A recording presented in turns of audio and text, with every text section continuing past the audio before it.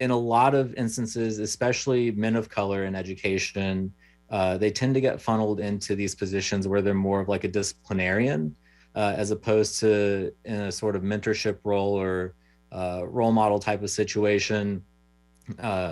So I think the Premier 100 stands out on that front, in that it's really trying to better integrate the role of the educator.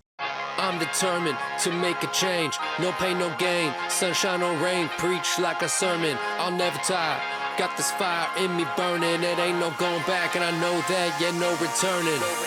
Middle school, Darius. Honestly, I was bad in middle school, getting into all different types of stuff from 6th grade to 8th grade.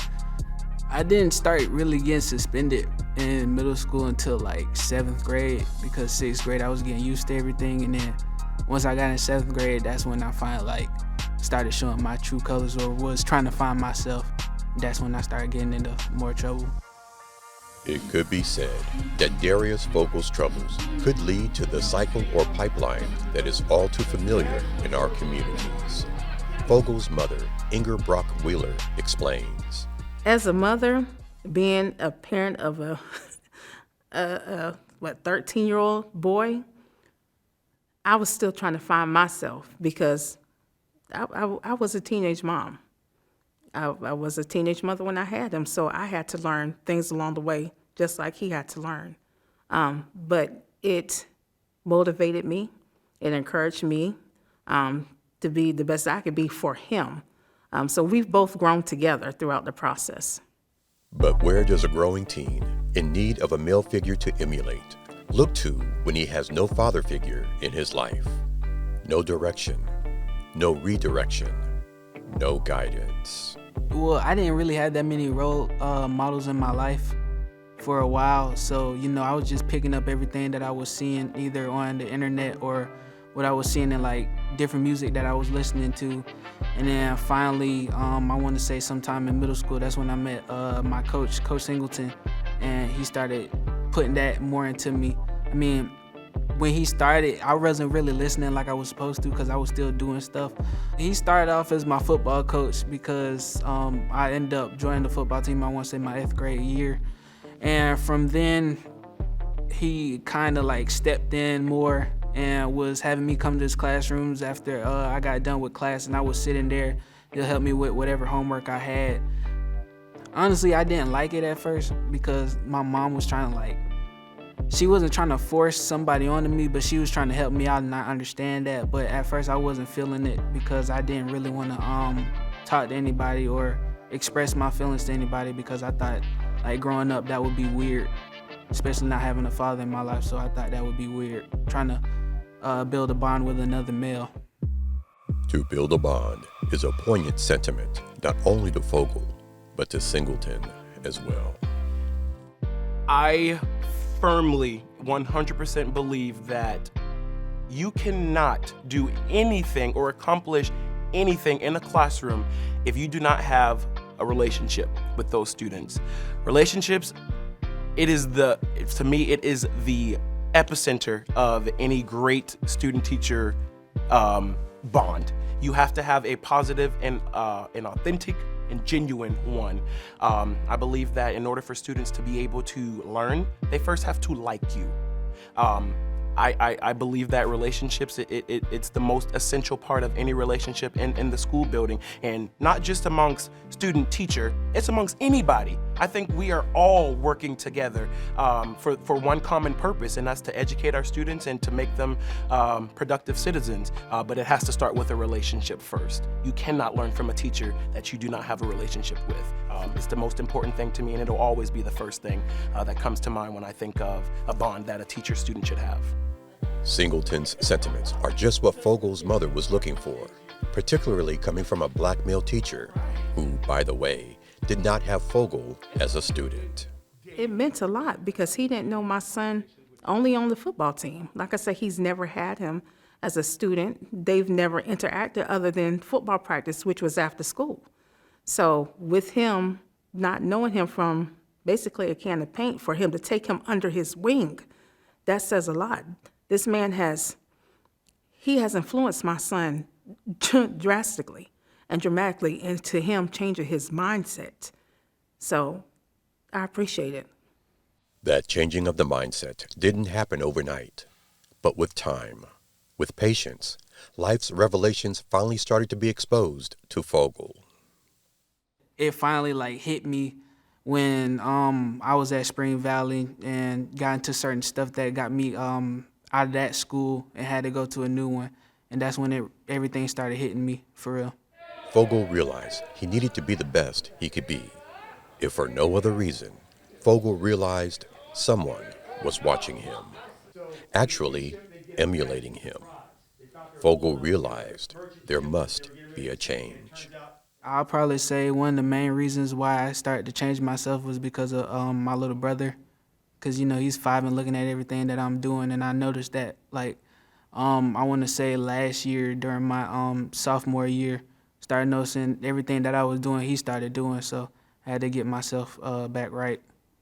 One thing I've always told my son, if he did not feel comfortable talking to me about things he was going through, I told him I felt more comfortable. If he felt more comfortable with going to Coach Singleton, as we call him, I would feel better he talked to him rather than going out talking to somebody else.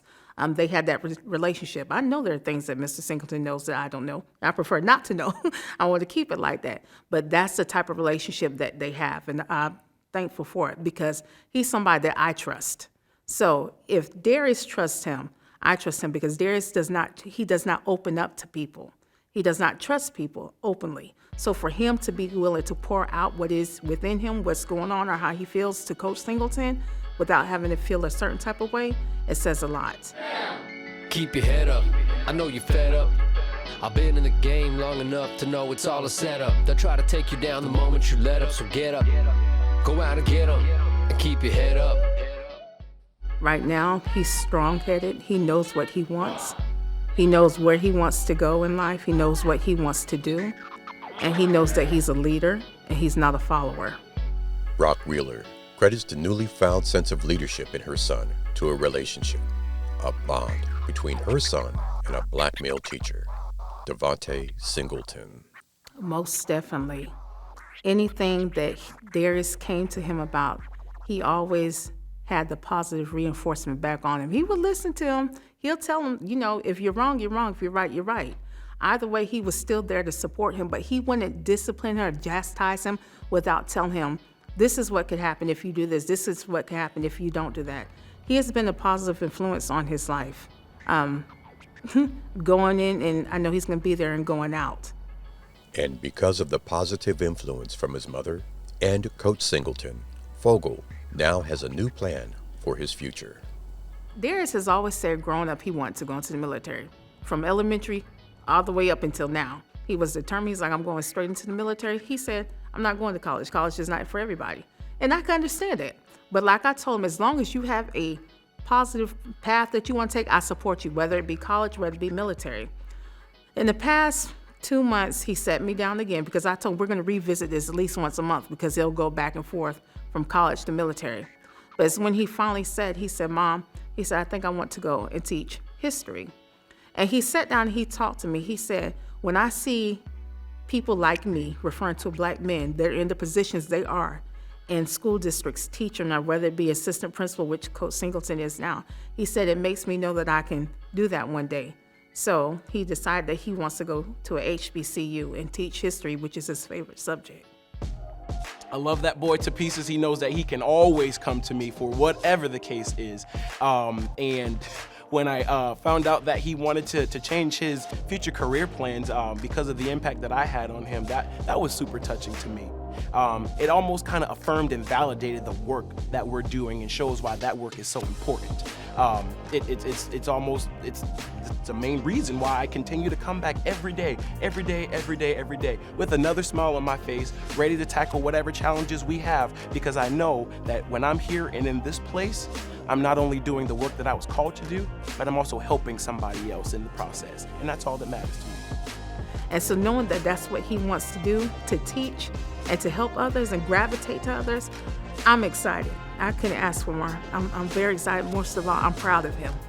I'm very proud of him because at one point, he didn't want to go back to school.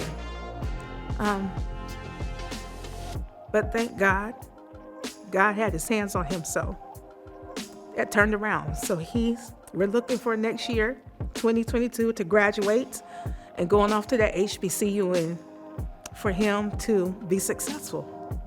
And what about Vogel's sentiments towards the relationship with a male figure who is not his father? The relationship that Vogel thought could be weird.